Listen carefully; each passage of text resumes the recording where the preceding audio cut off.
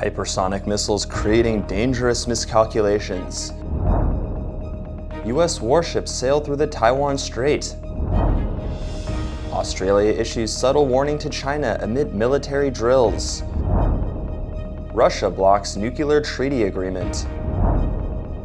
California to ban sales of petrol-only vehicles by 2035.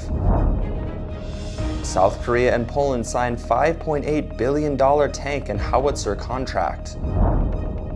Global energy crisis spurs a revival of nuclear power in Asia. U.S. to appoint its first Arctic ambassador.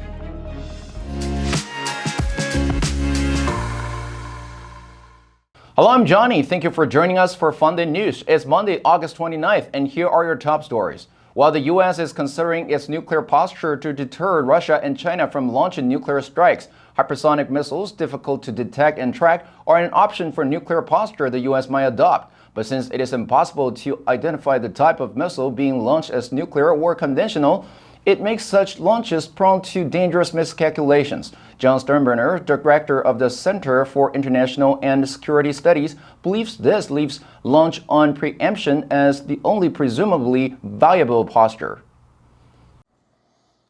However, Steinbruner said, a preemptive strike posture might encourage an adversary to launch first, rather than deter, afraid that the U.S. strike might render their nuclear arsenal useless. Having this posture during a crisis is even more dangerous. The tension and deep mistrust between the two nations might cause the preemptive striker to misunderstand any ground movement as a preparation to launch those undetectable hypersonic missiles. But it is unclear what nuclear posture the U.S. might adopt. Reuters reported that 2 U.S. Navy warships sailed through international waters in the Taiwan Strait on August 28th, the first such operation since heightened tension with China over U.S. House Speaker Nancy Pelosi's visit to Taiwan. Reuters cited the officials as saying on last Saturday that U.S. Navy cruisers Chancellorsville and Antietam were carrying out the operation, which was still underway. Reuters said such operations usually take between 8 and 12 hours to complete and are closely monitored by the Chinese military.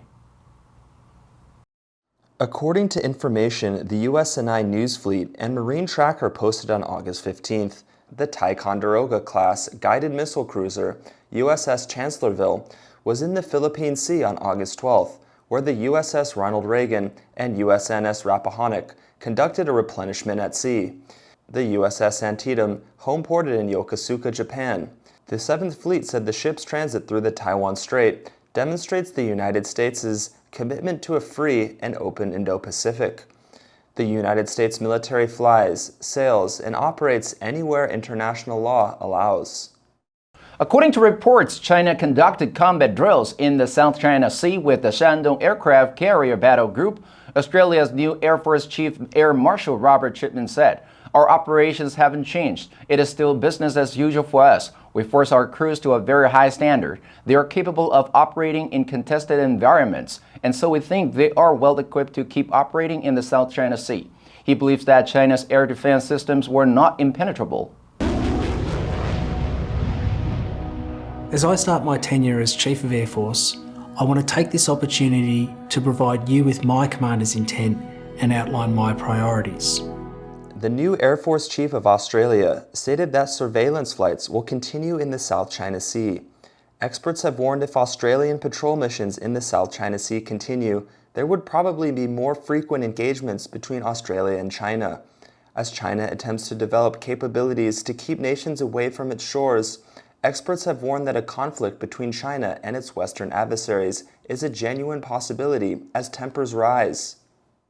Russia has blocked the adoption of a joint declaration by a United Nations Conference on Nuclear Disarmament. Russia objected to a draft text citing grave concern over military activities around Ukraine's nuclear plants.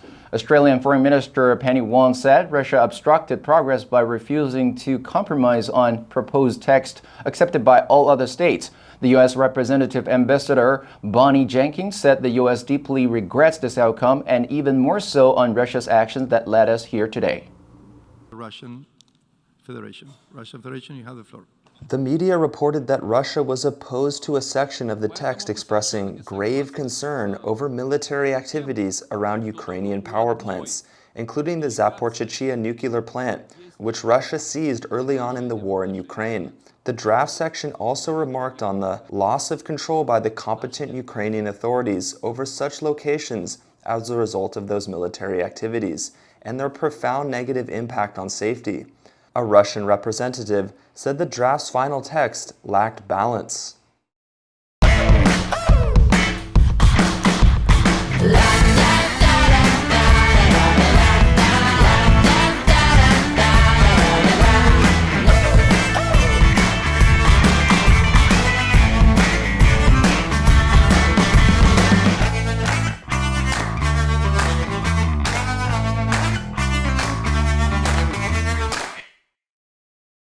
The California Air Resources Board issued new rules that said 35% of new vehicles sold in the state must be electric, hybrid, or hydrogen-powered by 2026. The regulations would apply to 68% of vehicle sales by 2030 and 100% by 2035. The Alliance for Automotive Innovation, which represents car makers including General Motors, Volkswagen, and Toyota, said more needed to be done to boost demand for electric vehicles. The new rules still have to be approved by the U.S. federal government before they can take effect. A huge step for the global transition to net zero emissions. California has become the first place in the world to pass a new law that will require all new cars to run on alternative fuel by 2035. California's new rules come after Governor Gavin Newsom set a target in 2020 to speed up the shift away from fossil fuels. The new rules are aimed to force car makers to accelerate the adoption of cleaner vehicles. However, the American Fuel and Petrochemical Manufacturers Trade Association called on President Biden and the Environmental Protection Agency to reject California's request for a Clean Air Act waiver to proceed with this unlawful ban. After Warsaw agreed to ramp up arms imports amid tensions with Russia, Seoul's arms procurement agency said last Saturday, two South Korean companies have signed a $5.76 billion contract with Poland to export tanks and howitzers. South Korea's biggest ever arms deal was signed in Poland last Friday. The parties have not announced the value of the entire deal, including fighter jets, which South Korean media estimated at up to $15 billion. South Korean President Yoon Suk-yeol has vowed to beef up security cooperation with European countries.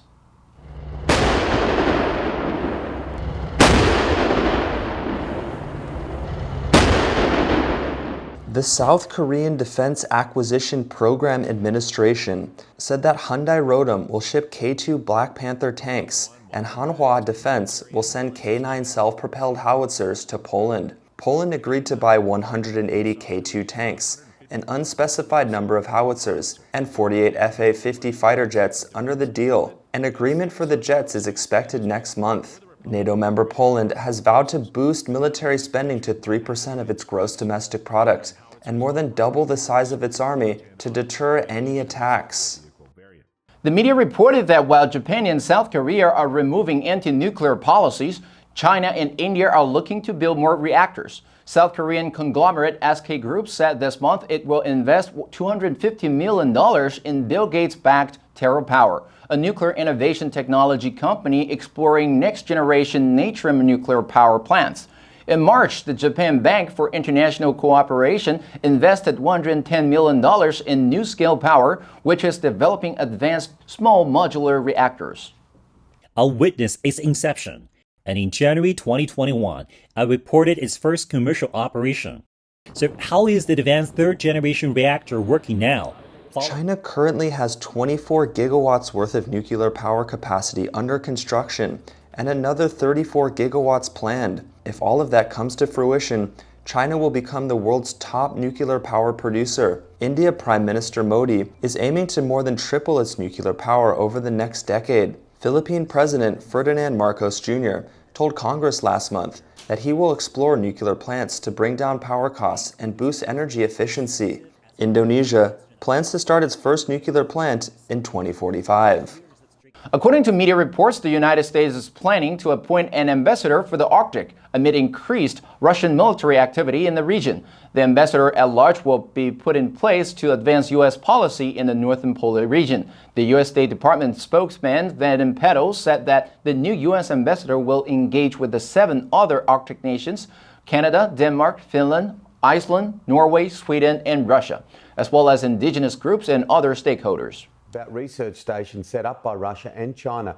Secretary General Jens Stoltenberg says climate change is making the polar region more accessible because of melting ice.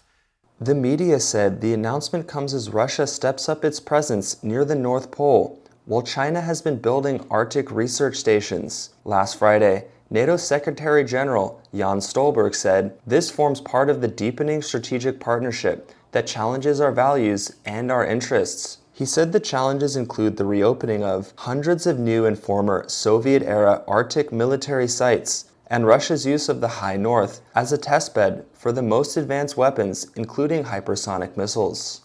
And that's all the time we have for today. Thank you for joining us for FUNDAY News. Let's make every day a fun day. I'm Johnny Wu, your host. I will see you next time.